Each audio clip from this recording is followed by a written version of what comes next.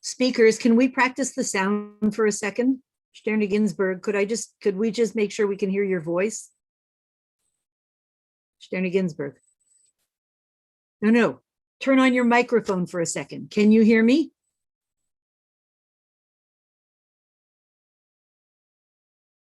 Turn on your microphone for a second so we can just test the sound.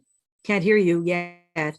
Just unmute. I unmuted, but I was only able to unmute when you unmuted me. Like I was pressing. No, Rachel Chana is unmuting you. Oh, okay, fine. Okay, and you can hear me. Okay, so Rachel Chana is in charge and I see, so she'll unmute everybody. Perfect, okay, good, thanks. So what's going on? We need to be fashionably late. Otherwise we would feel very silly. Tova, tell me, what are you doing? I'm introducing you. You're introducing me? I'm saying the Rebbe and the Rebbetzins Kapitel, saying 2 minutes of something and introducing the program, and then you. You're introducing the program? No, I'm introducing the weekend. Okay. Wow. Okay. Very nice. I thought there was an opening session today. There wasn't. No, this is it. Yeah. Okay. So we're going to start what in like 2-3 minutes? I'm not in charge. I will ask Mrs. Spitzer. We should start. There's 72 women on this call. Okay, fine. So I think we should start. Okay. Hello, everybody. It is so exciting to be here. Okay, so let me just, excuse me, I'm just going to ask and.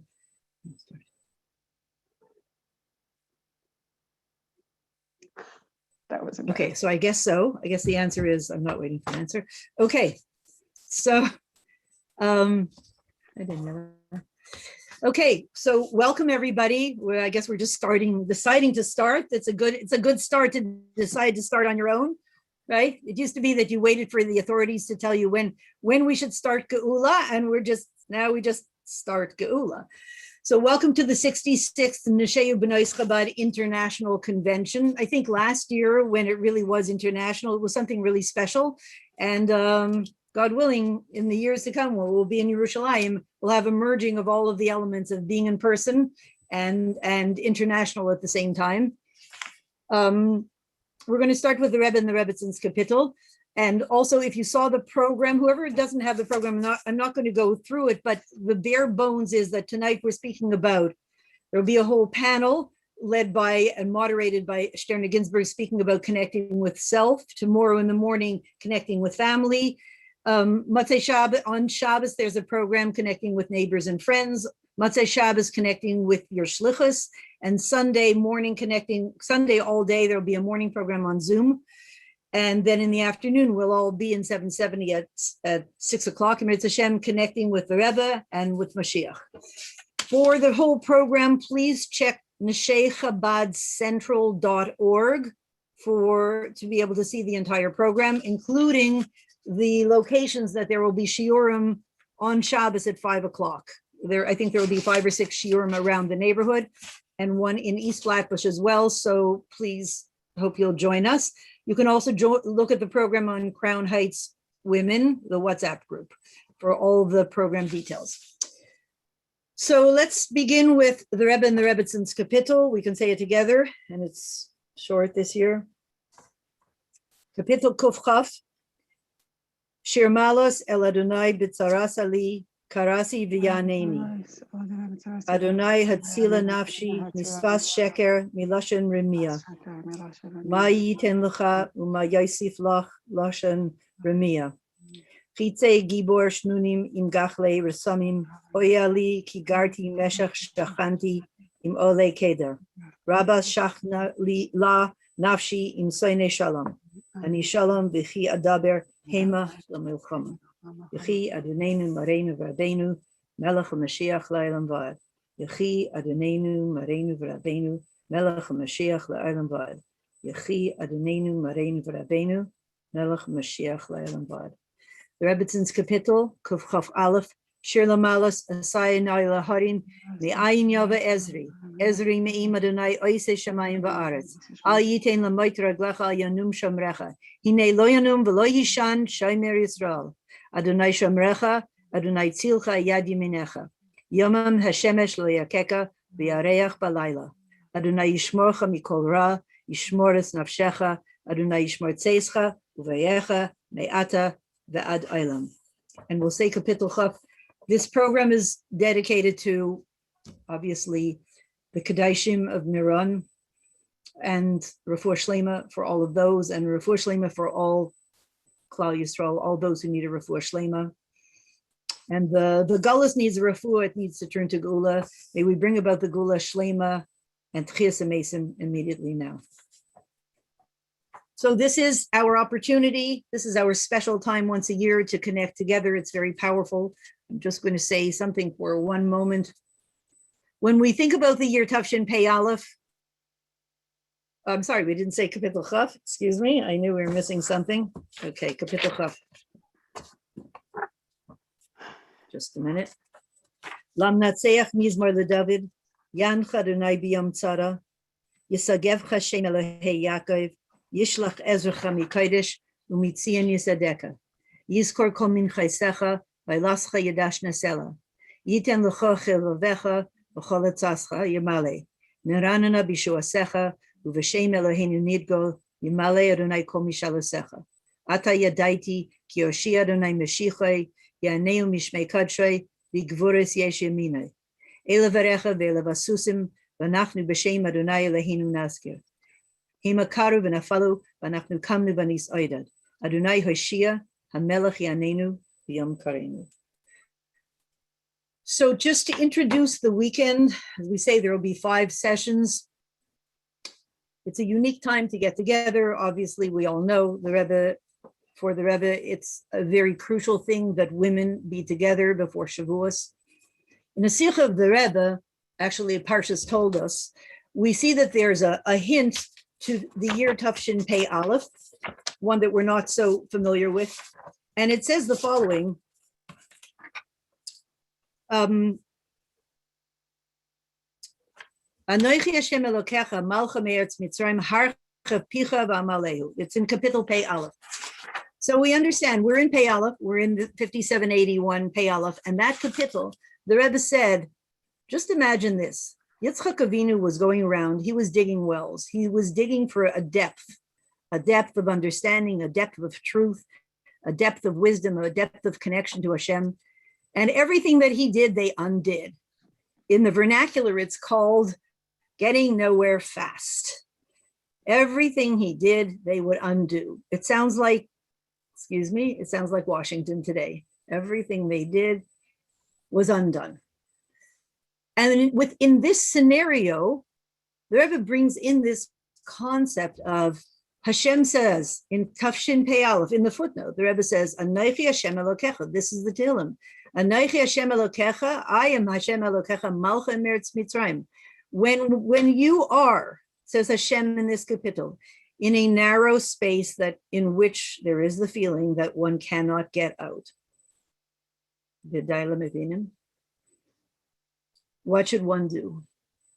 We are in that narrow space, all of us, in which there is a feeling that we can't get out, even though it's Tafshin Pei Aleph. And it feels like all the progress seems to have, it's a very unusual year, and yet we know there are incredible miracles. So says Hashem in the Tehillim, when that is the case, first of all, I'm not going to take you out of Mitzrayim. I'm going to lift you higher than that narrow, constricted space. I will literally lift you higher. It's as if, you're on the highway and there's traffic. You just picture your car lifting up above the traffic, going to the other side of the George Washington Bridge. I will lift you higher than that, says Hashem. What should you do? Harchev picha v'amalehu.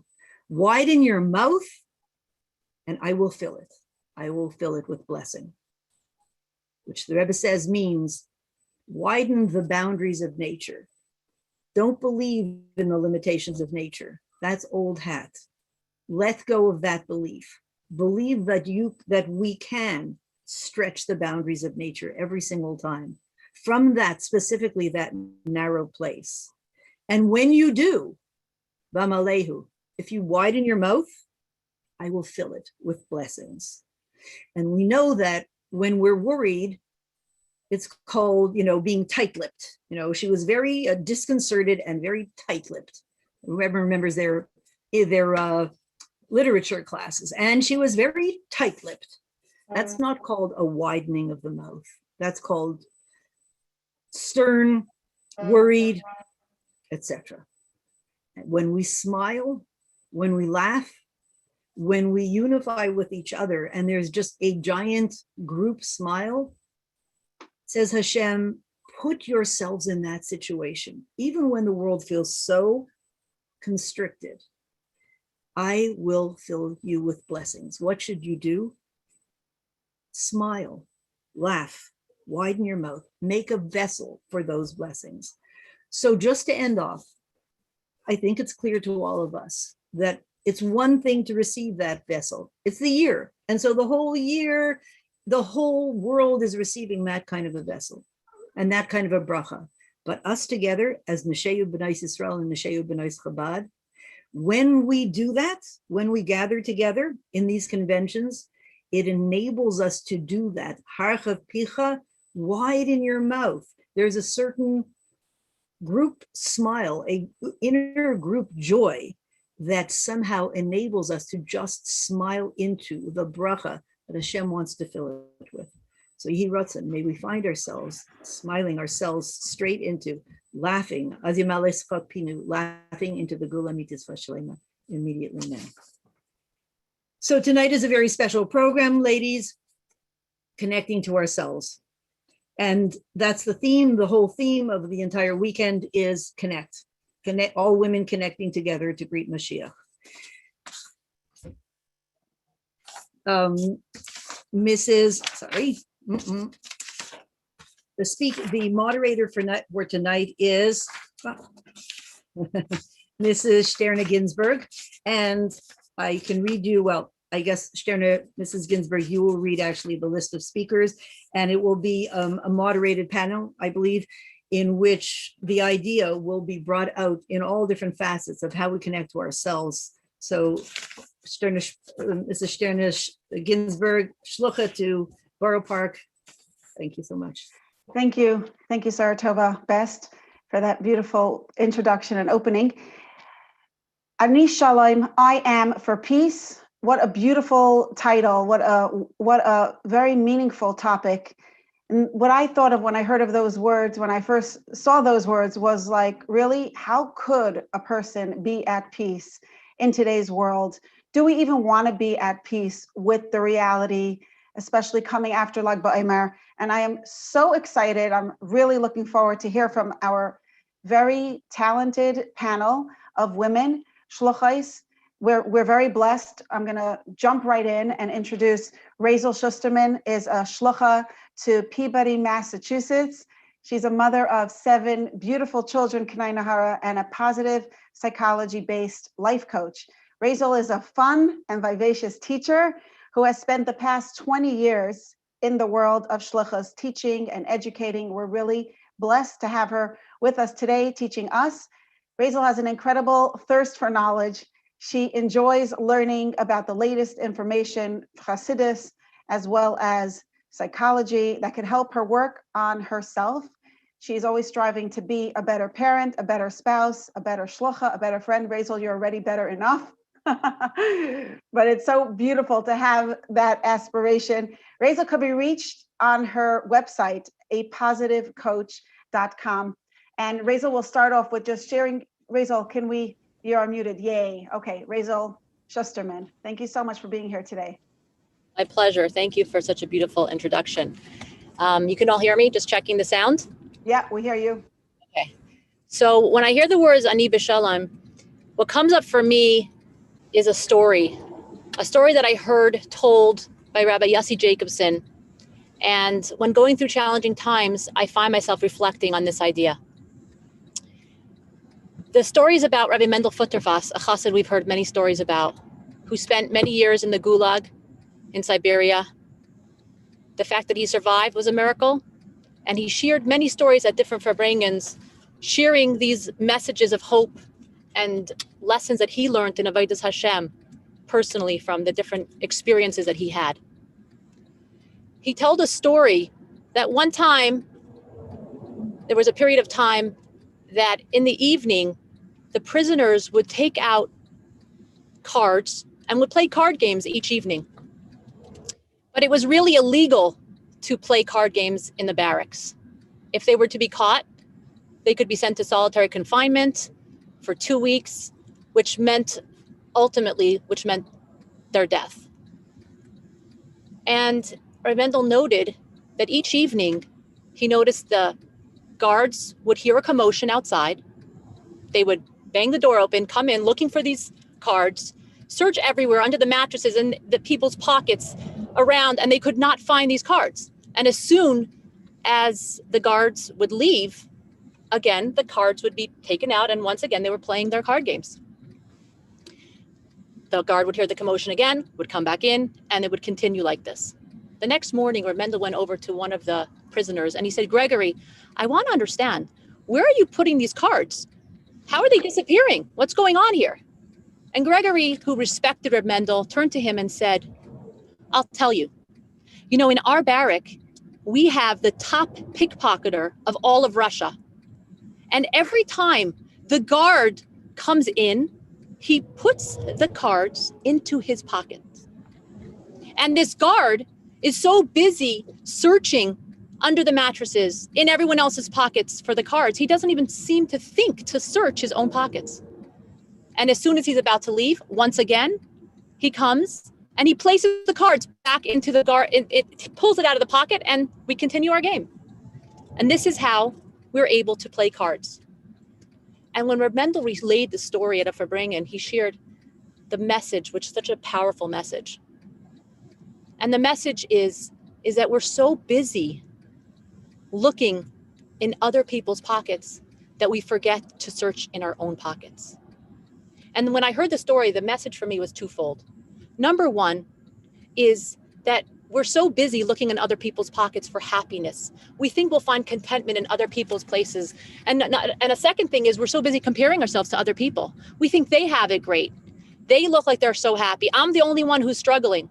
But the truth is we should not be playing the comparison game. We have to look within ourselves. And we shouldn't be looking elsewhere for happiness. Where can we find true happiness? In our own life, in our own neshama, in our own soul, because the answers lie within us. And the truth is that we're all looking for connection. We all want to be connected to our families and to our spouses and to our children and to our communities. But to be able to connect to everyone else in our lives, first, we need to be able to connect with ourselves. When we're truly connected to ourselves, to our inner self, that's when we're really able to connect with other people. And that is what I think of when I think of the word ani b'shalom. I'm at peace. When am I truly at peace? When I'm not comparing to other people, when I'm able to look within myself and find true happiness within myself. Wow. Thank you so much. That story speaks volumes. Thank you so much for sharing that. And we're going to be hearing more from Rachel in a little bit. We're first going to hear a little bit from Sarah LeBlooming. Sarah LeBlooming is a shlucha to, I'm afraid I'm going to pronounce this wrong. Is it Potomac? Potomac. Potomac, Maryland. Sarah is a dynamic leader of the community. She has over 2 decades, also over 20 years. I think that 2 decades usually means 20 years of teaching experience. She taught elementary school, high school, and currently women of all ages. And tonight she's teaching us. Sarah serves as a mentor and guide to shluchos across the world who turn to her for assistance in teaching and preparing shiurim. And her classes are used by hundreds of Chabad shluchos around the world. She posts her classes and so many people benefit from them. Sarah is also a member of the Sea Kids Educational Department, creating and developing Hebrew school curricula, and over 450 Hebrew schools all over the globe use her contribution to programming, curriculum, and innovative teaching techniques to create incredible learning experience for today's child.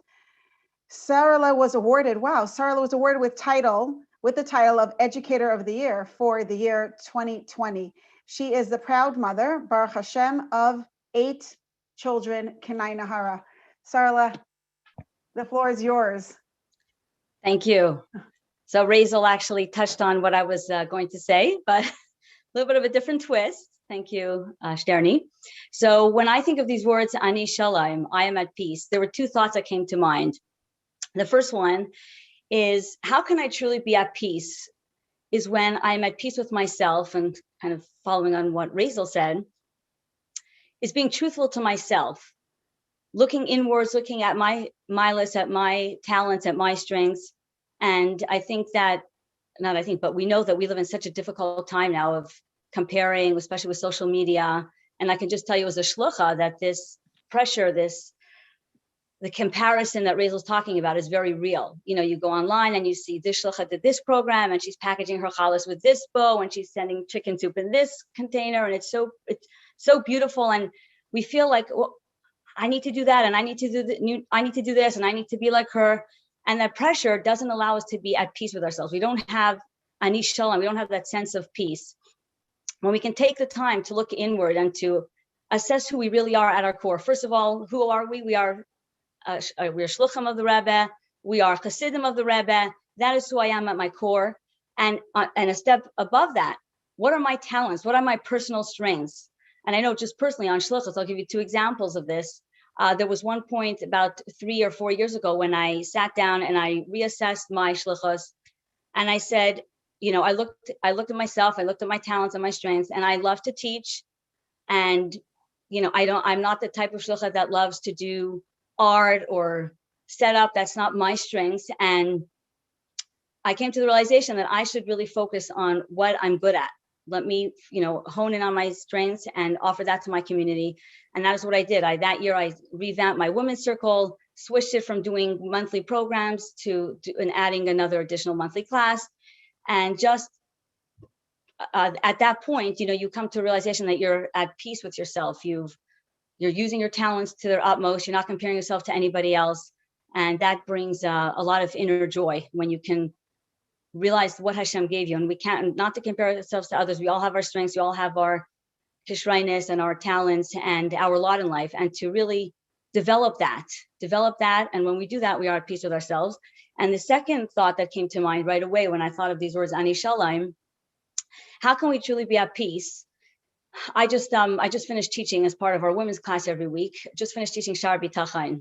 And if you haven't studied it, I highly recommend that you take the time to study it. There's NShei Chabad has great classes. That's what I use to prepare my classes with. And when I think of Ani Shalom, the secret or the key to inner happiness and to inner peace is B'Tachan. When I can take a deep breath and accept what Hashem has given me and realize that this is the best thing for me. And for those who have studied Shar B'Tachan and those who haven't, there are 7 qualities of trust that we're meant to think about. Hashem loves me. Hashem knows what's best for me more than I know for myself. Hashem is in constant control. The more I think about these ideas, the more I bring Hashem into my life and I have the B'Tachan, the more at peace I am with myself. I'm not upset or stressed or anxious, or why do I have this challenge? Or why is my shlichus like this? Or, you know, I wish I had these kids, or I wish I had that spouse. And we're not doing that. We're realizing, we're accepting this is what Hashem wants for me. This is best for me. I don't know why, I'm not asking for it, but this is what Hashem is giving me. And when I can accept that, I can embrace that, I come to a place of literally of inner peace. And it's been transformational for me. Again, I encourage everybody, if you haven't studied it, it's literally transformational and life-changing. It's a constant avodah. It's not like we ever come to the place of inner peace, constant inner peace. It's an avodah that we always have to work on, to take a deep breath and say, Hashem, let go and let God. And when we come to that place, we can really have shalom, inner peace. So those are my 2 thoughts about that idea of coming to that point of inner peace. Wow. Thank you. Thank you so much, Sarla. So many thoughts are like, you set off some ping pong balls popping in my head, ideas. But let's start with Javi, and then, you know, we'll see how much time I have to go off a little bit and share on some of what you said, share more on what you said and what Razel said. So Javi Brooke was raised, she grew up in San Antonio, Texas, and she learned in Chicago's Lubavitch Girls High School. And she graduated, then she went to Beis Chana Seminary in Sfas. And Chavi married her husband in 2006, and her husband, Rabbi Chaim. And 1 year later, they moved out to Montana. They founded Chabad Lubavitch of Montana in Bosman, and they've adopted 5 precious children. They built a mikvah, the Montana's only mikvah, and every Shabbos, they love hosting Jews, all walks of life, at their Shabbos table. Chavi loves sharing her journey on her blog. She has a very fascinating blog, www.clearasmud. What a name. clearasmud.blog. Clear as mud. I thought it would be clear as chicken soup. Chicken soup without the luxury, right? Clearasmud.blog. She's also on Instagram. Her handle is Chavi Brook.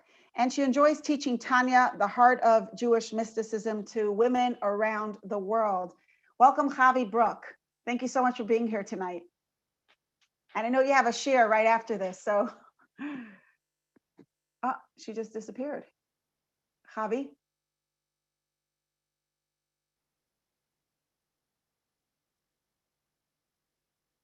Something went wrong. Okay. Does anybody know where Chavi is? Okay, I'm going to share a quick story while Chavi's getting back on. A lion was getting married, and he invited all the animals of the forest to, oh, Chavi's on. Go ahead. Chavi, you're here? She's just unmuted by mistake. Okay, Chavi, as soon as you are unmuted, jump in, okay?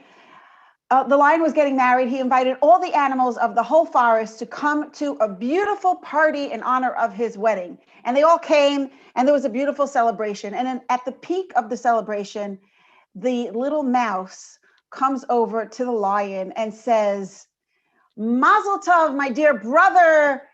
Mazel tov, congratulations, my dear, my dear brother.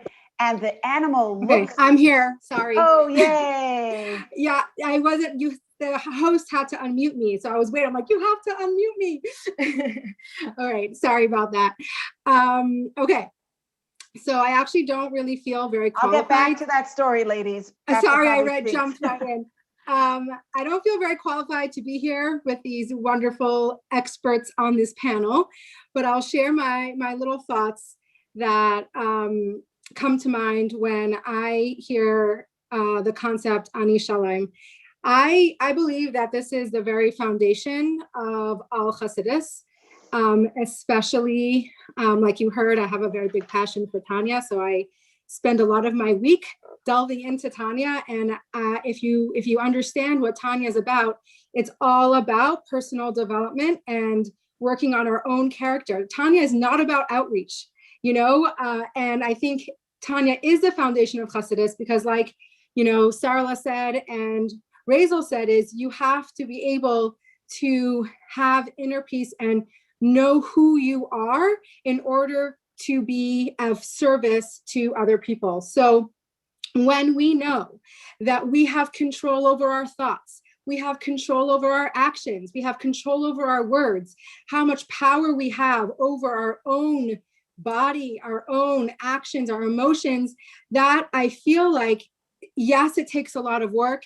Yes, it is a lifelong journey, but when, it's kind of a little bit counterintuitive because, oh my gosh, you see, oh my gosh, I have to do so much. I have to control how I think, and I have to control how I speak, and I have to control what I say, and I have to control what I do, right? And it's overwhelming. But really, when you think about how much power we have, how much, responsibility that Hashem gives us, I feel like it really, really, really can bring us to that place of inner peace where we start to explore, we start to enjoy and appreciate who we are. Like Sarla said, you have to be able to be self-accepting, understand what your talents are, understand what you are meant to be put in this world for, and use that to serve Hashem, to serve your community, to serve your family, and just all that knowledge and all that power and all that empowerment hopefully will lead you and bring you to inner peace. Wow. Wow. Thank you so much for sharing that. So what I would like to do before we get into, we're going to have some questions for our panelists. But before that, I just want to take a little bit of a step back and connect the topic piece of Ani Shalom to Erev Shavuos, because here we are a week before Shavuos. We're almost up to, this is Shabbos Mevarchim of Chodesh Sivan, Rosh Chodesh Sivan. We stood at Har Sinai ki ish echad belev echad. And what is the unity of that? What is the unity and what is the peace that's reflected in Torah and in the Jewish people's unity? And that is, it's always described in Chassidus as the number 3. I want to go back to my story with the lion. When the lion had this massive, beautiful party and everybody, all the animals came, and the little mouse goes over to the lion and says, Mazel tov, congratulations, my brother. And the lion looks down at the mouse and says, you mouse, how dare you call me brother? I am the lion, the king of the forest. With one swish of my tail, I can turn you into dust. And you dare call me brother? And the lion looks up at and the little mouse looks up at the lion and nods its little head very wisely and says, yeah, before I got married, I also was a lion. You know, okay, I don't see enough faces. I don't know if that joke hit the mark, but there was a joke, okay? And the reason why I'm sharing it is because there's a certain kind of peace that the lion was trying to put in place of his authority, you know, a communist style peace where I am the king and everybody better behave. I'm going to whip you into shape. That kind of, that's a certain kind of peace. You know, there's also the peace of the graveyard where there is there's no possibility for friction. There's no possibility for any kind of negative energy. There's no possibility for any, what's the other word? For any tension, because there is only one power, one force that is in charge. And that kind of peace is represented in the number 1, when there's only one. But Hashem didn't want that in the world. Hashem wanted a world where there is the possibility for tension, where there is the possibility for denial, for friction, for rejection, for opposition, even of Hashem himself. And that's why Hashem didn't suffice with having malachim, where we're having a spiritual world where Hashem is clearly one. Hashem is the only one, clearly, by the malachim. Hashem created a world of divisiveness, a world where it's possible for Hashem to be rejected. And that is represented in the number 2. The number 2 represents the idea that there's one, but there's also another. There's Hashem, who is a power, but there's also money that's a power. There's also, you know, Hashem is a reality, but you know what? Food is also a reality. Physical life is also a reality. The mess in my bedroom, my physical needs is also a reality. That's represented in the number 2. And I think 2 also represents the avodah of taking our physical needs and saying, get out of here. I want to serve Hashem, quote unquote, in peace. So get out of here. You know, I don't want to have anything to do with you. I'm going to be a holy Jew. I'm not going to deal with my physical needs at this point. I'm going to stuff them in the closet. I'm going to ignore my feelings. I'm going to rise above. I'm going to just do the right thing and forget about how I feel. I'm going to keep busy enough so I don't even have to bother thinking.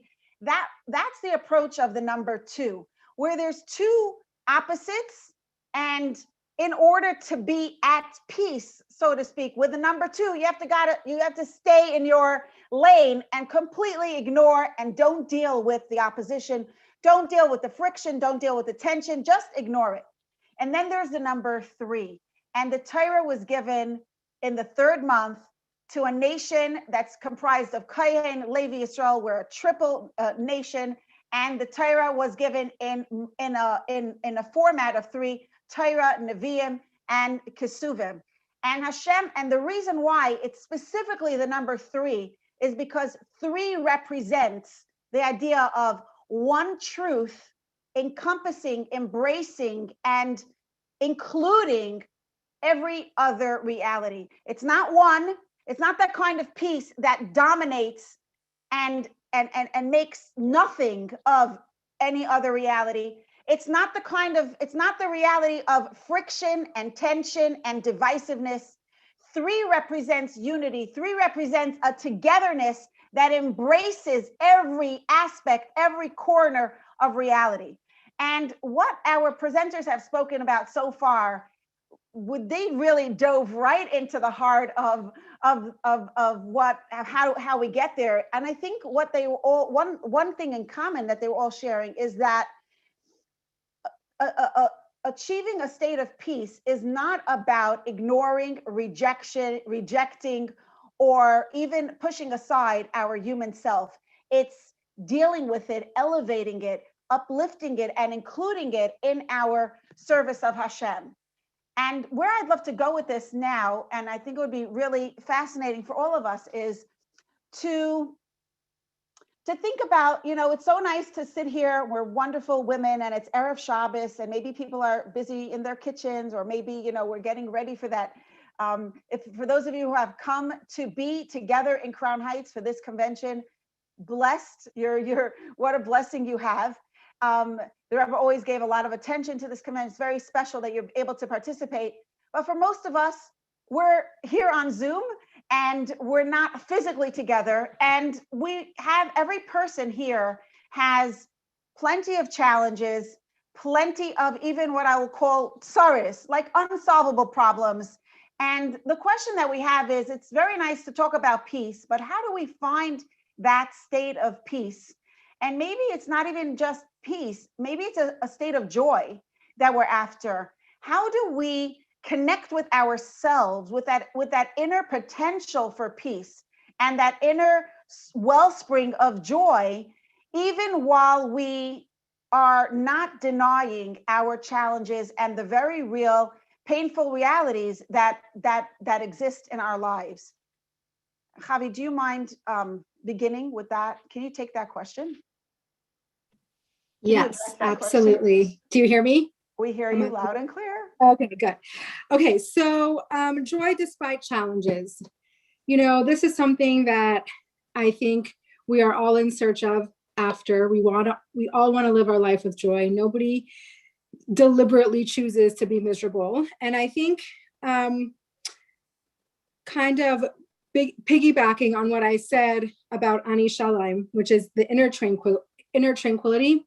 We know that inner tranquility cannot be based on any actual particulars of what's going on in your life. It has to be, to have true inner tranquility really isn't relevant to actually what's happening in your life. So to achieve inner peace, it has to be, no matter what happens, you are able to go into that place of inner peace. So when you work, first you have inner peace, right? I think the questions are in very strategic order, because first has to come inner peace, then you can start to work on the joy, right? The joy comes next. So when you know that no matter what's going on, you can dig into that deep self and find the reasons and the things that you can be grateful for. We have this thing in our family. I started it maybe, 7 years ago, a long time ago. I wanted to be able to teach my children that there's always something to be grateful for, in a very real way. Not to say you never are allowed to be sad, you're never allowed to be upset or angry, but even in your most challenging days, even in your hardest days, there's always something that you can be grateful for. And even if it's the food at the dinner table, if that's what you want to say, then no problem. So we go around every night at dinner and everybody says what they're grateful for. And when a child says, well, I had a horrible day and I had the worst day and there's nothing good about my day. And we say, okay, well, take a minute, because there's always something. There's always something that you can be grateful for. So like Mrs. Ginsburg said, every single person on this call has challenges. There's no such thing as a person going through life without challenges. I believe it doesn't exist. The difference is what are you going to do with your challenges? Now, I think it's important, I know we're talking about joy, but it's important to face your challenges, not ignore them, not pretend that they're not there, because that's just denial, and denial is not going to get you anywhere. But to understand that there is a God, he loves us, he cares for us, and even though it feels so torturous and bad, he sees the bigger picture. And the most important thing that I've learned from finding joy within challenges is that I spend my whole life working on, and I'm still working on it, is managing expectations. If you were to trace back every single time that you were upset and disappointed and angry, it's because you expected something that you didn't get. So once we can start to manage our expectations, number one, and not to seek perfection, number two, if you know, in Tanya, like we're not on the tzaddik path. We're not on the perfection path. That's not our journey, right? We're not meant to seek perfection. So when you let go of perfection and you start to manage your expectations and start to be like, well, who said that this is what needs to happen? Who says my kid needs to behave like this, or needs to act like this, or needs to believe this, right? That is our own expectation. So when we start to let go of expectations, more joy can creep in, because every single time we're upset and every single time we're angry or we're down, it's because we expected something that didn't happen or didn't come through. And sometimes you tell yourself, so you thought that this was it, that this is how it was supposed to be. It wasn't, you know? So I think, to wrap it up, manage your expectations. Don't try to seek perfection. Don't have denial. Recognize and understand the challenges that you are in. Feel the challenge. Be upset. Be sad. So then that's the stepping stone for joy. You cannot come to joy without really, really, really being in the moment. And fake joy, you know, yes, we can fake it till we make it, but fake joy, I don't think is going to lead you anywhere positive. So that's what I have to say. Thank you, Javi. One question that I have on what you just said is that how can you not, like, one expectation that we all have that really brings deep pain and disappointment, and I know that many people could relate to me, is the expectation that Mashiach is coming right now. It's very difficult to expect Mashiach and then to have that disappointment.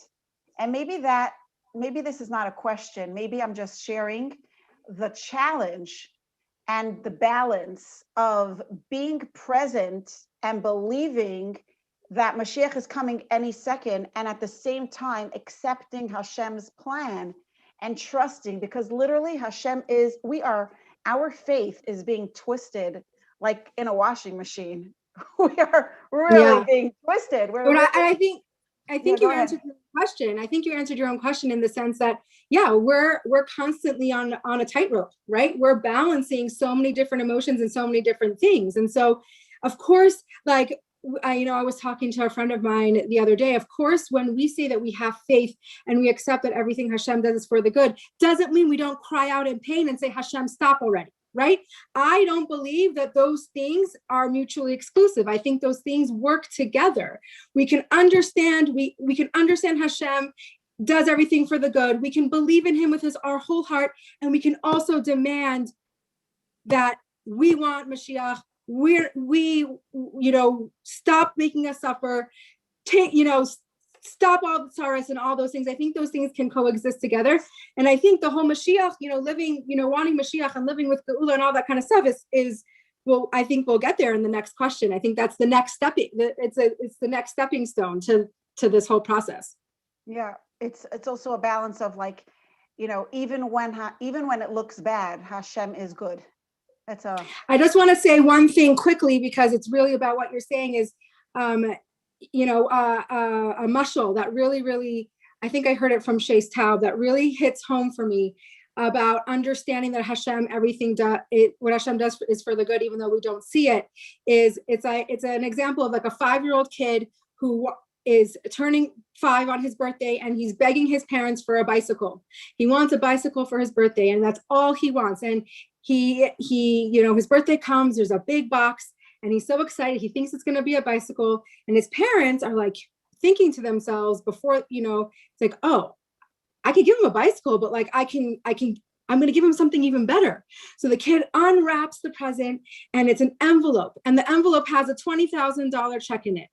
Right now, the kid is devastated. He's crying. He's like, where's my bicycle? You gave me this stupid piece of paper. What am I going to do with this? Now, is $20,000 better than a bicycle? Of course it's better than a bicycle, whichever way you twist it. But to the 5-year-old kid's eyes, doesn't mean anything. What does a check of $20,000 mean to him? So take it into our own lives. We ask Hashem for the things we want. We ask Hashem for what we think we need. And Hashem gives us even better, but our eyes cannot see it. We don't comprehend. We don't understand. We're too immature to really see that what Hashem is giving us is the greatest gift. Later, 15 years down the road, that kid's going to be really happy that he has $20,000 in the bank. But at that moment, he doesn't see it. And I feel like that's a very, very powerful, mashal, because yes, what Hashem is giving us is for the good. Can we always see it? No, but it doesn't mean that's not the reality. Right. And that's a great thing to tell us as kids, but because Hashem is also listening, I want to tell Hashem, good parenting, give the kid the bicycle. You know what I mean? You want to give him $20,000, it's fine. He wants a bicycle, give us Mashiach, like revealed good, that's it. Thank you so much. That's the thing. We always have to ask for a review. We're not supposed to ask for challenges. That's right. For sure. Thank you. Thank you so much. Sarla, what do you think? What are some of the tools that you use to, embrace joy and inner peace in the face of challenges? So I actually looked up what the Rebbe says about this, and it's actually fascinating to see what the Rebbe says. The Rebbe essentially says that the question is the answer. And the Rebbe explains, this is Chelek Chav, the Rebbe explains that David HaMelech is writing in Tehillim, he's saying, Ani Shalom, I want peace, Hashem. I want to have a life of peace, like Chavi said, I don't want to have any challenges. I want life to be smooth sailing. I want to have inner peace, outer peace, no adversaries, no problems. And Hashem says, I'm sorry, David HaMelech, I'm sorry, but the way life is and the way I've created this world is that that there's going to be battle. There's going to be enemies. There's going to be challenges, whether it's begashmias or baruchnias, difficulties physically or our Yetzer Hara that comes to challenge us. And the Rebbe says that, why does Hashem do that? Why does Hashem create these challenges that don't allow us to have the shalom? Why do we have the heimal milchama, the milchamas that come to us? And again, it could be inner battles or external battles that we have with challenges that we're facing. And the Rebbe says that Hashem sees the strength and the kaiches that it brings out within us when we're faced with a challenge. And this is why David HaMelech starts off the Tehillim, this parak, with what? With Shir Hamalais. Shir Hamalais, that through the challenge, through the Heimal HaMelchama, we come to a place of Shir Hamalais, of singing, of finding within ourselves the strengths and the kaiches that we never knew we had because of that challenge that brought it out within us. And for me personally, I'm not going to talk about physical challenges, which are, yes, absolutely difficult. That's, and we don't ask for them. But in terms of the way I see this very much in my life is with more challenges of the Yetzer Hara, that something is difficult to do. And we all know I work out every Thursday. So I'm thinking about, my workout this morning. When you work out, you're like, I can't do this. I can't do this. The planks and the burpees and the weights and oh my gosh, it's like, you really have to, I think of the Rebbe, I'm like, get me through this. You got to work out. It takes a lot of kaiches and you don't want to do it. And it's a challenge and you push yourself to do it. And when you're done that workout, you feel so good. You feel so good. Like I did it. I got through it.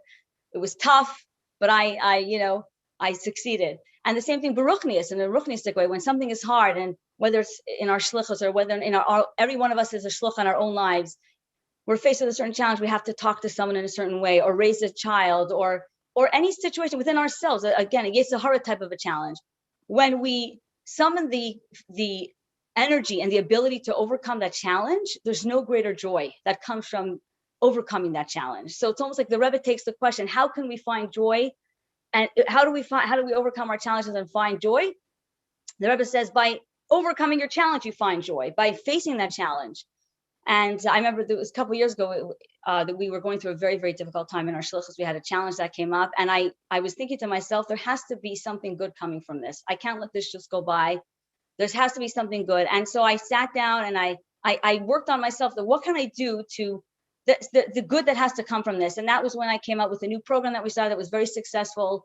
And this happens many times in our shlichus, in our own, and again, the shlichus in our own lives, whether we're shluchim or not shluchim, we're just as an akeres bias in our own home. There's so many opportunities and so many challenges that the Yetzer Hara presents us with that we have to overcome. And whether it's saying chitas and we don't want to, and we sit down and we say it, that brings us such joy. Those mechamas that we're facing on a daily basis. Again, here I'm talking more beruchnius, not so much begashmius, but even begashmius.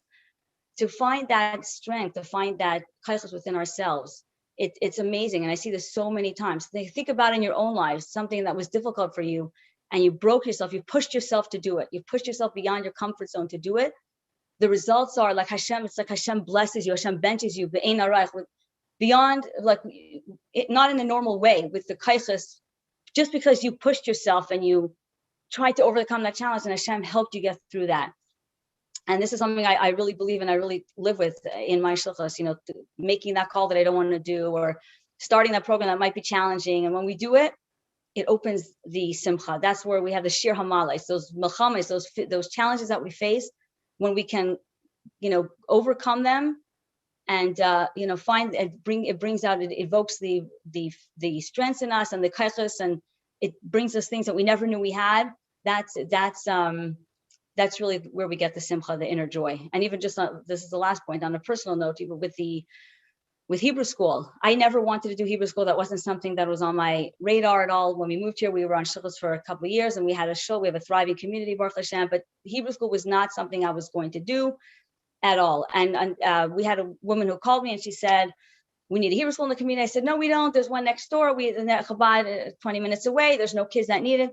Bottom line is, we ended up opening the Hebrew school, and I didn't want to do it. And it was challenging, again, talking about challenging, going out of my comfort zone. And I'm so grateful to Hashem and the Rebbe for the kaichas that he gives when we push ourselves and we face that milchama and we throw ourselves in, and we say to the Yetzer Hara, we're not going to stand for this. We're going to overcome you. We're going to push ourselves. We're going to find the kaichas that it takes to do this. And it's amazing because I'm now part of this curriculum development team. And who would have thought? If you would have told me 10 years ago, I would have said, not a chance. I don't have a Hebrew school. I don't care for it. That's not my thing. I don't do that.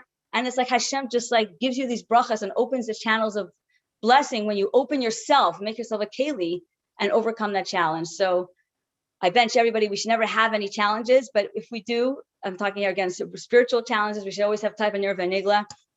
But if we follow what, the Rebbe's vart here of Heimal HaMelchama, when we go through, we attack those enemies and we overcome them, that brings the shir hamalis, the shira, and the simcha, and the joy. So that's what I would think of this, Thank you so much. Thank you so much, Sarla. And Razel, I think you have the hardest job, because to add to all of the above. This is her expertise. She's the positivity coach. Yes. Well, they all shared so many beautiful things. So the truth is, when I hear the question, how can I connect to my inner joy despite the challenges I face? I think of another story, or actually a vart that I heard, that I think of often when going through my own personal challenges. I heard this as well from Rabbi Yossi Jacobson, a gift to our generation. And he shared an idea from Chassidus. We all say the Shema twice a day at least, sometimes more. And we know that it says that we should love Hashem with our whole heart. And Rashi asked a question and said, what does it mean with your whole heart? Obviously, how can you love with a half a heart? Love is with your whole heart. There must be a deeper lesson here. So Rashi says, obviously with both inclinations. And then he says, davar achar, another thing, means your heart shouldn't be in a division or in a fight or separate from the makayim. And we know makayim means Hashem. My heart shouldn't be in a fight with Hashem. But we know that makayim can also mean other words. And the great Reb Aaron of Karlin says that your heart should not be in a fight, means with your heart shouldn't be in a fight with the space, makan, meaning that your heart should not be in a fight with the space that we're in. Because so many of us are in a fight with the space that we are geographically find ourselves or mentally. We tell ourselves, if only I could be somewhere else, if only I could live somewhere else. If I lived in Florida, then I would be happy. If I lived in America, because I'm in Canada and there's COVID going on, now I'd be happy. If only I could go to another place. If only I had grown up in a different home with a different family, with different parents or different opportunities. You know, if only I had different talents. If I wasn't shy, if I was outspoken, if only I didn't have to deal with this present space that I'm currently in, mentally, physically, biologically, financially, spiritually, my life would be so much happier. And then the Torah comes and says to us, your heart should not be in a fight with the space that you find yourself in. We have to reach an awareness to make peace with the space that you find yourself in. Now, this doesn't mean that we shouldn't strive to make changes or better our life and have better opportunities. And this doesn't mean that we shouldn't try to fix the relationships with our children or with our spouses or our friends. Of course, we have to try to make the space as comfortable as possible, as best as possible. But what we're saying is, in addition to that, we have to come to terms and to peace with the fact that the space that we are currently in is not a tragedy, but rather it's a mission. It's not only a challenge, and it's not only difficult and painful, but also it's an opportunity. So if we're fighting with the space, we don't have energy. Now, I'm not saying it's not painful, but when we stop fighting with it, then we have the energy to fulfill our mission. And this is a mind shift that I apply, that I try to apply when I'm finding myself in a difficult, challenging place. To find joy, to remember this is the space that I'm in, not to compare my space to anybody else's space, not to get lost in poor me, not to become in the victim mentality. And I truly believe that when we're able to master this, that is truly bringing ourselves into living with Mashiach. So there's many ways to create this peace, but this is something that I feel that helps me when I'm trying to find joy in a difficult time. Wow. Wow, that was really beautiful. What would you say if someone tells you, well, if someone challenges you, and I hope it's okay to do this, you're totally putting you on the spot here, but what would you say if someone says, Sherry, I'm in the car and there's a police coming up behind us because I'm pulled to the side of the road. So I'm going to ask you to pause, and I'm going to come back to this question. I want the challenging question. Okay. So what if the situation is actually intolerable? Okay. What if the situation that we're talking about and the one that we're dealing with is intolerable? How do we, because what Reza was saying, and I think that's so beautiful, is instead of fighting with the fight, many of us have had the blessing of experiencing labor. And, you know, when you breathe through the contractions, you relax into them, you lean into them, that's a much healthier way of giving birth than fighting it and pushing back at it. You kind of have to relax and lean into it. And that actually enables the process of birth to happen much more smoothly. But what if the space, Reza, you're back? Yeah, I'm back. The police is gone. Okay. So what if the space is intolerable? What if a person is having a very hard time leaning into the reality and giving up the fight? And much more so is, how do you balance that? How do you draw the line between resigning and accepting? Yes. Because I think that's a very tough question. I'll try to answer it as best as I can. I think that when a person is going through a challenge and finding it extremely difficult, they need to reach out. If a person is finding it hard to do that on their own, they need to reach out to somebody else to help them. A lot of times when we're in it within the, our own glass cup that we find, we can't see outside of it. We're so zoomed in, we can't see what's happening in the bigger picture. And by reaching out, sharing with other people, asking for advice, giving it over, so sharing it, unloading your heart is number one. Number two, giving it to Hashem, saying, it's not in my control. Remembering that there's nothing I can do to change this. There's nothing I can do to make this different. Accepting it, but also realizing that everything's from Hashem, and everything that is from Hashem is good. But sometimes, like you said, it's so difficult. It's so challenging, you need to unload it. You need to scream out. You need to cry out. And sometimes you need to do that with a friend. You need to do that with a therapist. You need to do that with a mashpia. You need to do that with a coach, whoever it may be. Don't try to, if you're finding yourself having a hard time with that, then try your best to reach out and ask for somebody else to help you get yourself out of this darkness.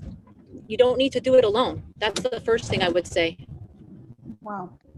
Okay. Thank you so much. And maybe the difference between resigning and accepting is when Hashem is in the picture. Like resigning would be, you know, the difference. I guess it's the difference between merirus and atzvos, between sadness and bitterness, or, you know, where sadness is depressing and it brings you down, and bitterness is a driving force that gets you into, it's the birthing stone of change.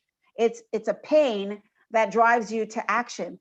So like maybe maybe peace is not necessarily a goal, because peace is a blessing from Hashem. And if we make it a goal, if I have to be at peace, really, because the life circumstances, and so the fact that Mashiach is not here today already makes it, it's like a curveball.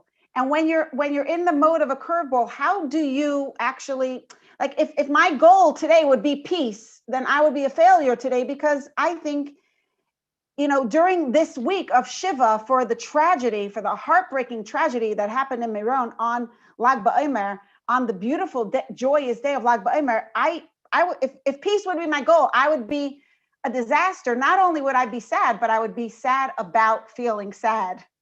I would feel upset with myself and disappointed in myself for not being at peace. So maybe the goal is not to be at peace, but to work towards a state of peace where the whole world is at peace, and to recognize that it's a process. Go ahead. Like Javi said, that we should manage our expectations. Exactly. And Rashi says, he's not saying you should be at peace with it, accept it, come on, take it on, like just become one with it. It's, your heart shouldn't be in chaluk. It shouldn't be, like you said, I think peace is a very high goal. So when you're going through a challenge, you have to have a realistic expectation of the challenge.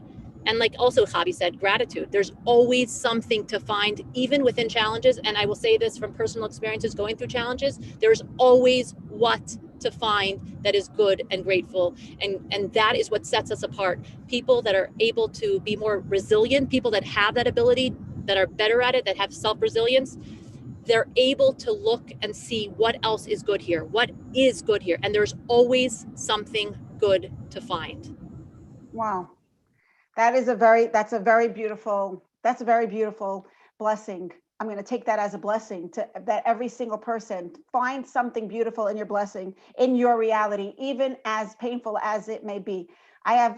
People who know me have heard this from me before. Last year, just a short few weeks after my father passed away, I called my mother. It was the day of her anniversary. And I said, "Ma, this must be such a hard day for you." And without missing a beat, she said, "What? A whole day, I'm thinking about what a zchus I had to be married to such a wonderful person for so many years." And I really felt like I would cry. It was so stunning, because she could have been marinating in pain and self-pity and been miserable, and nobody would blame her.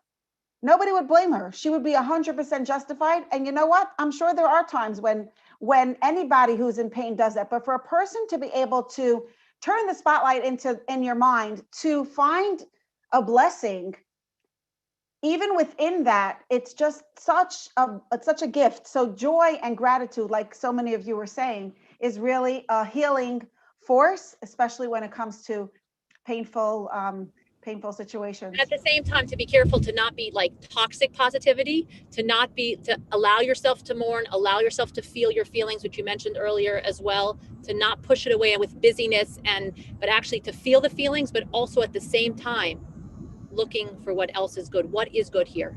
And what you shared about your mother, I've heard you say that as well in our interview, and it's so powerful. It's so beautiful. It's such a beautiful message. Yeah. Okay, I'm sorry I repeated that. I guess it did have a very big impact on me. It did have a very big impact on me. Okay, so now the big question is, how do we actually shift from this place of, okay, so we're dealing with our challenges, very nice. We're working towards a state of shalom, inner peace, connecting with that, the neshama, which is the source of peace in our lives and in ourselves. How do we actually make that shift on a very practical level? How do we move out of being in a personal gullus to a state of geula? How do we make that shift in a very practical way? I know that Javi has to leave already, and it's getting so late, and she has to leave. Maybe she Yeah. Javi, are you here? No, I'm still here. So can I? Okay, I do good. have to go. So you go is first. it okay with Sarah and Yeah. Rachel that I go? Go Okay. first. Thank you, because I am running late. Okay, so going from a place of Gaila to Geula, from what I understand and my limited knowledge, because I have so much more to learn, that I believe that the Rebbe, when he isn't advocating for us to walk around saying Mashiach 500 times a day, right? Like, where is that going to get us, right? So I believe when we take what the Rebbe was really demanding from us was that each of us create our own geula pratis, our own personal geula, instead of focusing on the global geula. Because when we can each have a geula pratis, that's when together we'll come and have the ultimate geula. So what does it mean to have a geula pratis exactly? And to just to make sure we understand, of course, we're supposed to say Ad Masai. Of course, we're supposed to be daven about Mashiach for every day. It always needs to be on the tip of our tongue. Everything we do is for the ultimate coming of Mashiach. But what's the path? What's the path to bring the ultimate Mashiach? The only way to do that is to make sure that we are living in a way that's Mashiach acceptable. What does that mean? It means that we are careful with how we live our lives. We are loving. We accept every person for who they are. We don't talk Lashon Hara. We live in a way that we would live when Mashiach would be here. So when we can focus on that, when we can really, really, really take the time to presently, nowadays, live in the way that will bring Mashiach, then all of our Geula practices, whatever, will bring the ultimate Geula. And I think very important, another aspect that I think is living with Geula is living in the present moment. And to me, what that means for me personally, and all these questions are connected, and all these things, faith and peace and joy, and all these things are really one question, and just in different aspects. But I really, truly believe that if we face our challenges head on, and we accept them, and we embrace them, and we deal with them, that is called living in Geula times, because we're not running away. Being present is extremely important. So there's so many times where we just want to run away from our challenges. We want to bury our head in the sand. We want to pretend that our challenges don't exist. Take for me, from parenting, I have 5 adopted children. They all have extremely high needs. My son is in treatment as we speak. He's 8 years old. He's not home with me right now. These are huge, immense challenges.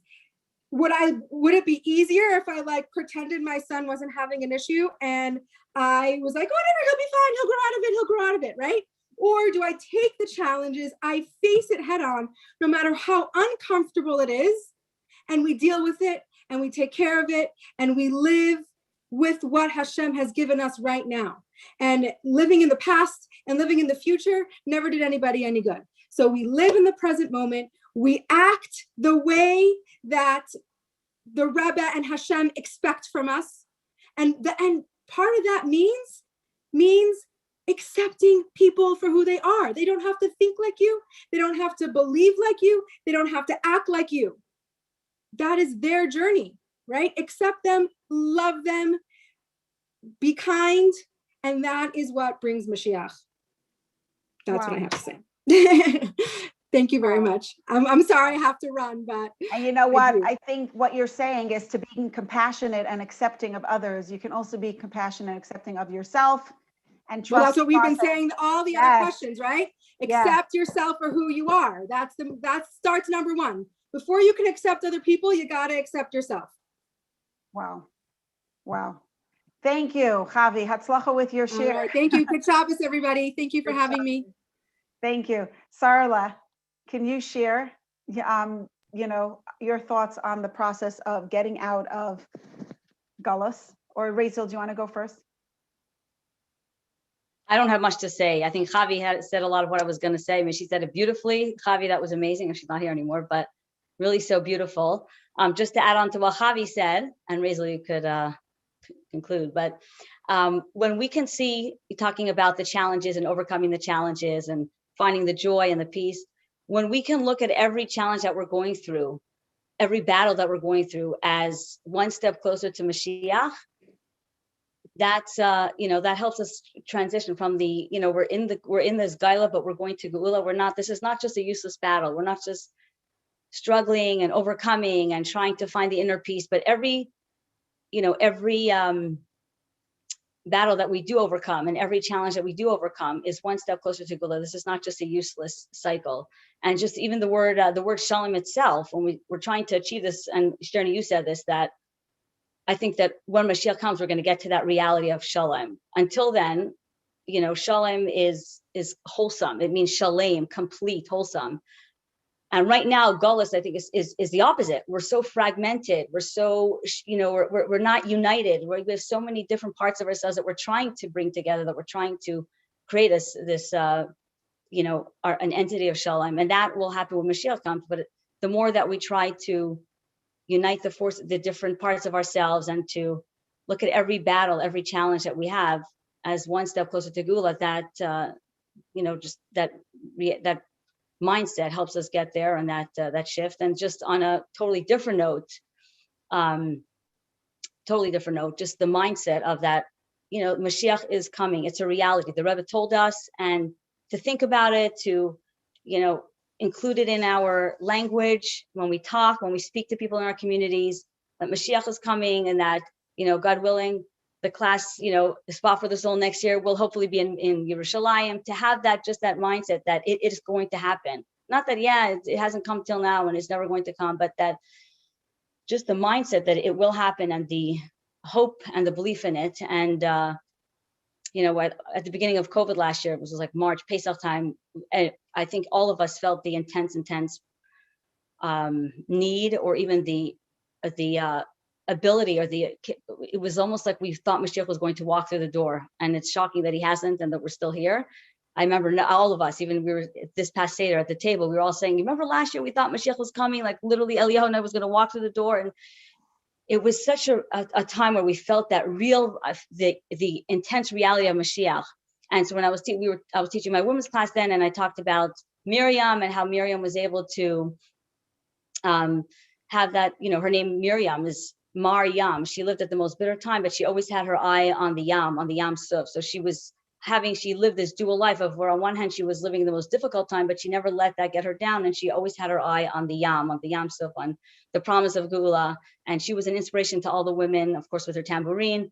So even the symbol of a tambourine, I have one hanging in my kitchen just for myself, just to kind of keep that visual of a reminder that, yes, we're going, you know, all the struggles that we're going through and all these nisyanis, there is an end goal there. Mashiach is coming. It will be a reality.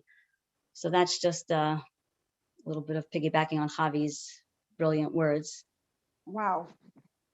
Wow, that was a great ride, if you're calling it a piggyback. Thank you so much. Thank you. Rachel, did you want to? Yes. Thank you, Sarla and Javi, for sharing that. You know, it's interesting. I taught Hebrew school this week, and my Hebrew school, because of COVID, is instead of 45 students, we only have 16. But I taught about Mashiach. And, you know, previously, I don't know that I would have been comfortable necessarily to teach non-religious students who have parents that are not Jewish, who celebrate Kratzmach, who are very, very secular. I don't know that I had the inner strength to do it. And this year I said, you know what, the C Kids made this beautiful curriculum. I said, it's so beautifully done. I'm going to do it. And one of my students, I was teaching it, and she turned to me, she says, this makes like no sense. Like scientifically, this is like, what are you talking about, Maurizel? And I sat with her and explained, and I shared, and I just turned to, afterwards, I was thinking to myself, and I said, you know, what a gift the Rebbe gave us. You know, you see now, you know, I see that they're making tambourines is like a whole new movement on the women are like, we were doing this in the 80s, in the 90s, we were dancing and getting ready for Mashiach, right? The Rebbe gave us this understanding, this desire, this fervent desire and passion for Mashiach, that it's so natural to us. It's something that we so want in the depth of our heart. And it seems like the world is now catching on, and it's like a worldwide movement. And like everyone said, living with Mashiach, living in a Mashiach way is what's going to bring Mashiach b'payil mamish. And what I want to finish off with is, we talked about Ani Shalom, right? I'm at peace. And we talked about how one has to be with peace with oneself before they can start to be connected to their family and connected to their loved ones, and how connection is what we all want. But how can we connect to others if we're not connected to ourselves? So I want to share with you, there's so many different tools that people can use to help themselves to connect with themselves. These are a few tools. I'm just going to share a few from positive psychology that really resonate with Hasidus and resonate with me. Just going to share with you. I'll finish off with these 5 different ideas. The first one is to check in with yourself regularly. You know, how often do you check in with yourself and see where you're at? So first of all, start by asking yourself a simple question. How do I feel right now? Know your response. Tune into your body. Notice what it's telling you. Pay attention to that feeling in your chest. Where does it find itself? Feel like, check in with yourself. Number 2 is a really important one, finding silence. You know, we live in a world that is so full of information, noise, demands of our time, our attention, from our children, our large families, Baruch Hashem, to our needs in our community, PTA, whatever it may be. All of us are so busy, and we have so much information coming at us. Try taking just 5 minutes each morning or night or any time to sit in silence. Don't listen to podcasts, don't listen to music, just sit. You don't have to worry about emptying your thoughts. You could have one thought that you keep going back to, and notice your thoughts, and just sit with that thought and just be in the silence. Number 3 is the idea of feeling your feelings. You know, when times get tough, and we know that times get tough, we tend to push it away. We say, you know, we're just going to push it away. We're going to cover it up. We're fine. I'm fine. We're all fine. Everything's fine. And when we do that, what we do is we disconnect from our inner self. We disconnect from our feelings, our emotions, and our feelings and our emotions are there to tell us something. So listen to your feelings, notice them, and let them tell you what's going on. The 4th thing, which I think all of us already do naturally as Yidden, is to create a morning ritual. It could be something as small as saying brachas with kavana. For me personally, now that I have the time, I'd like to daven with kavana and say every word. Take the time to nourish yourself with a morning ritual, whatever it may be. If you're listening to a shir or a Tanya class, whatever it is, take that time to have those moments. And the last one I want to share is something that is about smiling. Okay, there's studies that have been done that show that people that smile actually live longer. I just want to share with you this idea. They did a study in 1950s. They took baseball cards of the 1950s baseball players. They divided the baseball players into 3 groups. One group that had a real smile, one group that had a fake smile, and one group that had no smile at all. And what they noticed that the average lifespan of these players was that the ones that smiled, a real smile, lived to the average age of 80.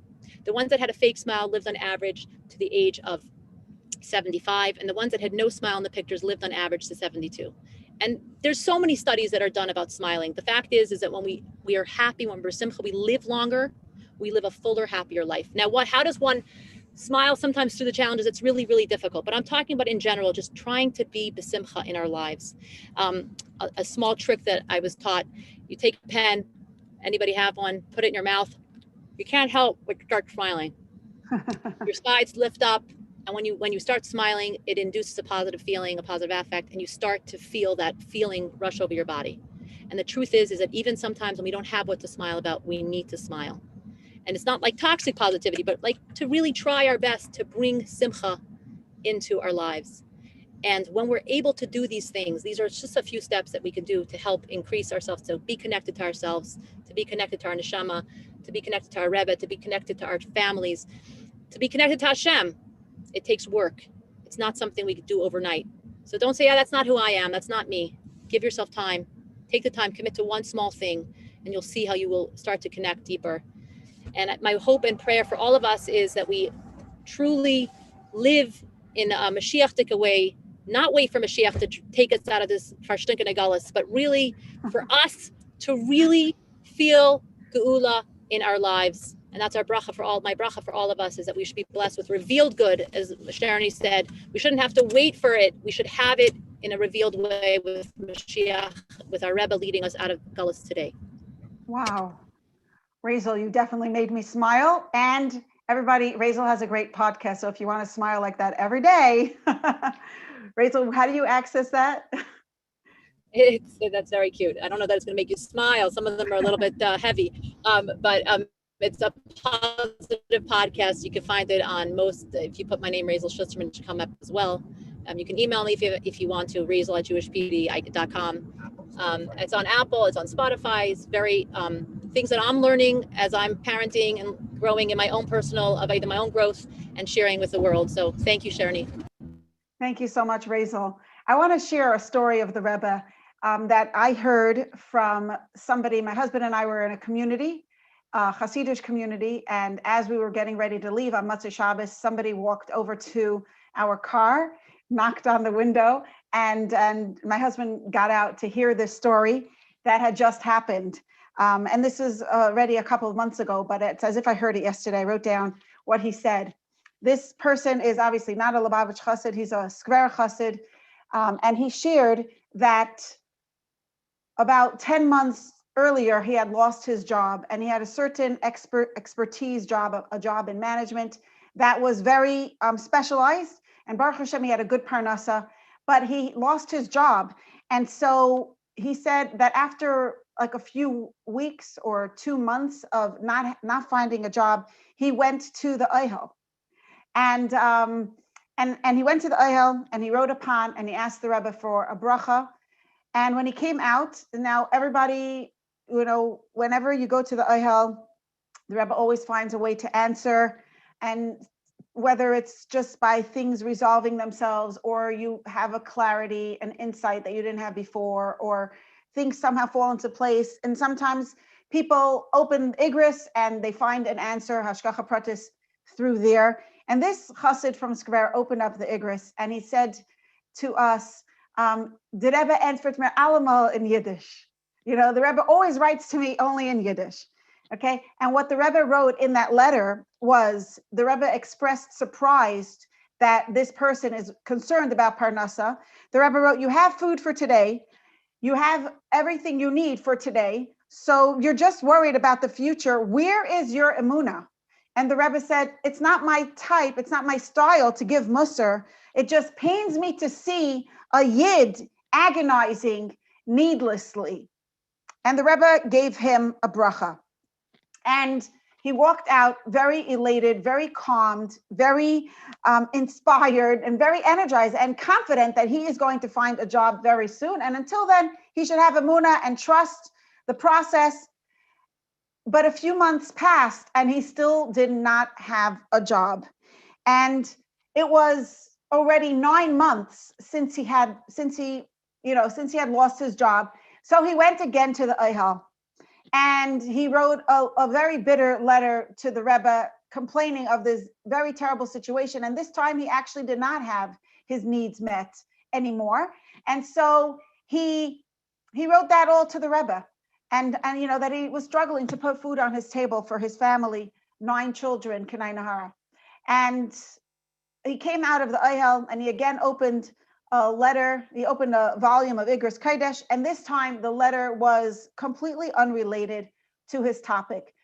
And the end of the letter, the Rebbe wrote that the Rebbe is excited and happy to know. The Rebbe was happy to hear the good news. I'm happy to hear the good news that you donated a large amount of tzedakah, more than you usually give. And I'm especially happy to know that you already started to make good on your pledge. Now, as elated and excited and elevated as he walked out of the Ohel a few months ago, he was as devastated now. There was no answer. What is this about giving tzedakah? I don't even have $1 to buy food for Shabbos, and I'm not in that position at all. He went home very dejected and feeling very, broken. And the next day, there was a knock on the door, and people in the community had come by to collect tzedakah for the annual campaign of the community. And this man was about to say, I'm sorry, I don't have anything this year. And they would know, it's public information that he didn't yet have a job. And he was about to close the door, but then he remembered the Rebbe's letter. And he remembered that the Rebbe heard that he pledged a large amount to tzedakah. So he said, wait. And he made a pledge. He said, what did I give last year? He doubled his pledge from the year before. And he thanked them and he said goodbye, and they left. A minute after they left and he closed the door, he said, 1 second. In the same letter, the Rebbe wrote that he's happy to hear they already started making good on the pledge. He opened the door, called them back, come back, made them wait while he ran around his house looking for whatever money he could find in any pocket, and borrowed from the pushkas, borrowed from his kids, put together $100 and gave them $100 towards his pledge. And they left.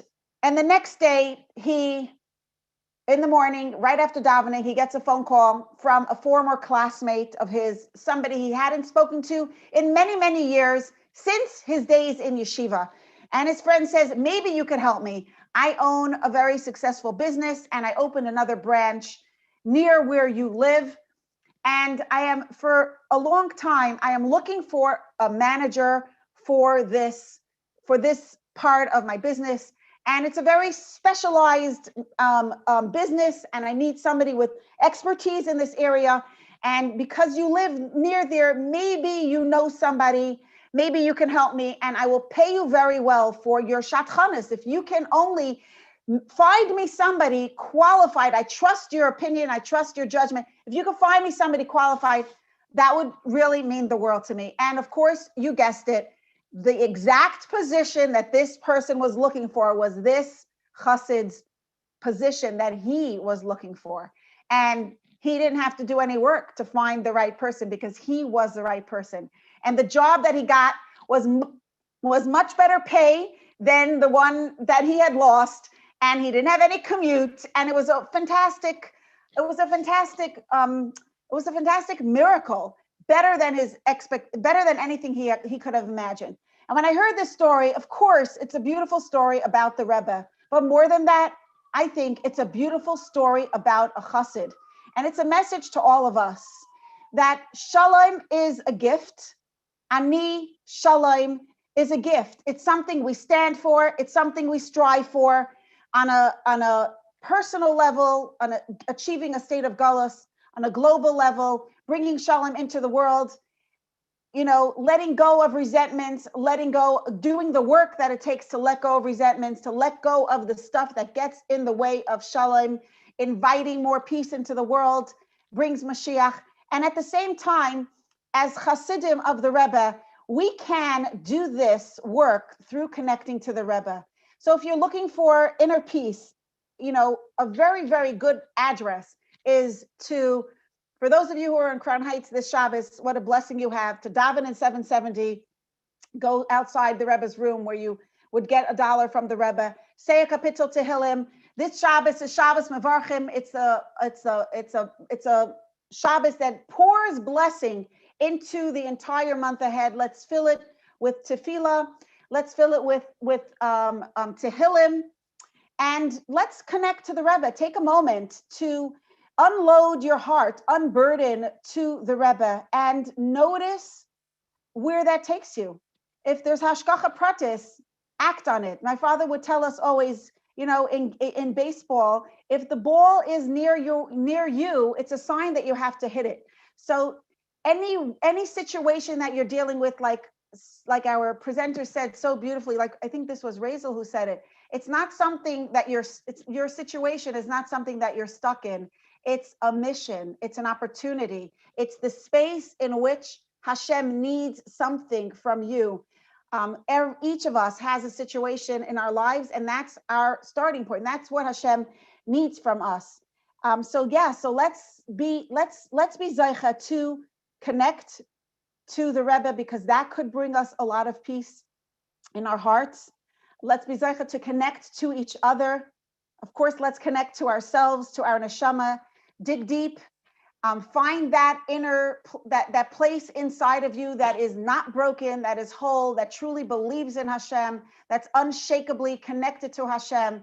That's your untouchable and unbreakable respectability, your worthiness, your value. Live from that place, shine from that place, and let's walk into Geula together with strength, with dignity, and with, most importantly, with shalom. Hashem is taking us there. Let's go with it. I want to just take a moment to thank the organizers of this amazing kinus, Sterna Spritzer and Cherna Light. Both of you should be gebenched with arichas yamim v'shanim teves. You should be able to do your work, your avodas hakodesh, b'simcha v'tuv levav, with menuchas hanefesh, nachas from each of your children, from your whole beautiful family, Kanai Nahara. And you should see revealed brachas from your work. You should be zeicha to give the Rebbe nachas, and you should see revealed brachas from the work. And all of us together, this kinus, we should be zeicha that on this Sunday we should hear the Rebbe addressing us in 770, all of us together from around the world. And actually, the whole 770 will be in Yerushalayim with Mashiach. I want to wish everyone a good Shabbos and a good Chodesh and Mashiach now. Thank you very, very much to Sarla Blooming, to Razel Schusterman, and Javi Brook. Thank you all for being here. A good Shabbos. Thank you so much. That was